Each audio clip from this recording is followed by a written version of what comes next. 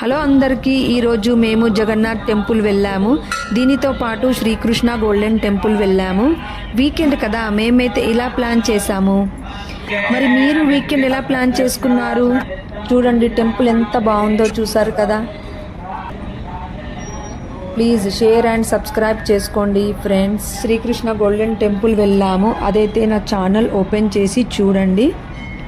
ఎలా ఉందో కామెంట్స్ బాక్స్లో చెప్పండి.